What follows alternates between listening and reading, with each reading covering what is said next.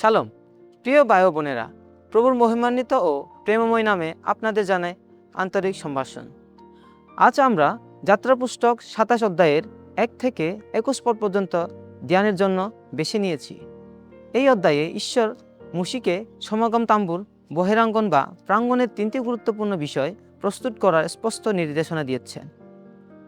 পিতলের হোমবেদি, যেখানে পাপের বিনিময়ে বলি উৎসর্গ করা হতো। তাম্বুর প্রাঙ্গণ বা অলিন্দ, যা ঈশ্বর ও মানুষের মধ্যে একটি পবিত্র সীমানা নির্দেশ করত। প্রদীপের তেলের বিশ্বস্ত যোগান, যার মাধ্যমে দীপবৃক্ষের আলো অনবরত প্রজ্বলিত রাখা হতো। পিতলের হোমবেদি, পাপমোচন ও পরম বলিদান। অধ্যায়ের শুরুতেই ঈশ্বর ১ থেকে ৮ পদে পিতলের হোমবেদি তৈরির বিস্তারিত নির্দেশনা দেন। যখনই একজন ইসরায়েলীয় ঈশ্বরের প্রাঙ্গণে প্রবেশ করত, তাকে প্রথম যে জিনিসটির মুখোমুখি হতে হতো তা হলো এই রক্তমাখা হোমবেদি। রক্তপাতন ছাড়া পাপের ক্ষমা নেই। পাপী মানবজাতি ঈশ্বরের পবিত্র সান্নিধ্যে সরাসরি আসতে পারে না। পাপের শাস্তি হিসেবে একটি নির্দোষ পশুকে বলিদানের বেদিতে প্রাণ দিতে হতো। খ্রিস্টের নিখুঁত বলিদান। এই পিতলের বেদিটি সরাসরি আমাদের প্রভু যীশু খ্রিস্টের ক্রুশারোপণকে নির্দেশ করে। ইব্রিয় ৯ অধ্যায় ১২ পদে বলা হয়েছে, যিশু ছাগল বা বাছুরের রক্ত নিয়ে নয়, বরং নিজের রক্তের মাধ্যমে আমাদের জন্য অনন্তকালের মুক্তি সম্পন্ন করেছেন। খ্রিস্টের কালবারি ক্রুশের আত্মত্যাগ ছাড়া ঈশ্বরের কাছে আসার জন্য কোনো পথ নেই। প্রাঙ্গণের পর্দা, ঈশ্বরের পবিত্রতা ও আলাদা হওয়া। ৯ থেকে ১৯ পদে সমাগম তাম্বুর অলিন্দ বা প্রাঙ্গণের পর্দার বিবরণ দেওয়া হয়েছে। সমাগম তাম্বুটিকে চারদিকে মিহি মসলিন কাপড়ের পর্দা দিয়ে ঘিরে রাখা হতো, ঈশ্বরের পবিত্রতার সীমা। এই পর্দাটি প্রকাশ করত যে ঈশ্বর সম্পূর্ণ পবিত্র এবং পাপী মানুষ তার নিজের ইচ্ছামতো ঈশ্বরের সান্নিধ্যে ঝাঁপিয়ে পড়তে পারে না। একটি মাত্র প্রবেশদ্বার।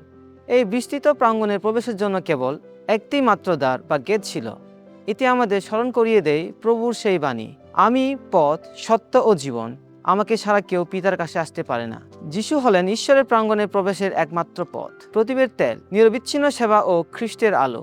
২০ ও ২১ পদে ঈশ্বর একটি চমৎকার আদেশ দেন, ইসরায়েলীয়রা যেন জলপাই গাছের খাঁটি তেল নিয়ে আসে, যেন প্রদীপের আলো সন্ধ্যা থেকে সকাল পর্যন্ত ঈশ্বরের সামনে অনবরত জ্বলতে থাকে।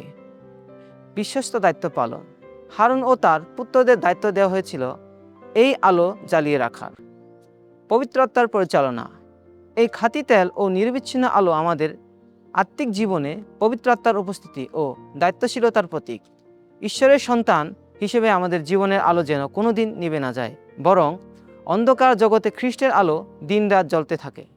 প্রিয় মণ্ডলী, যাত্রা পুস্তক ২৭ অধ্যায় আমাদের ৩টি গভীর সত্য শিক্ষা দেয়।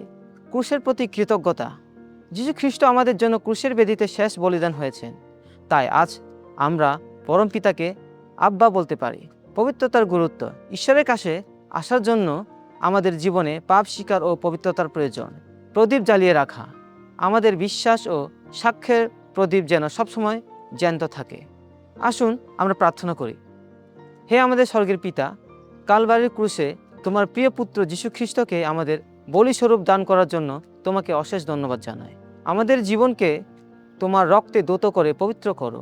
তোমার আত্মায় আমাদের অভিষেক করো, যেন আমাদের জীবনের প্রদীপ সমাজে সর্বদা তোমার আলো ও মহিমা প্রকাশ করতে পারে।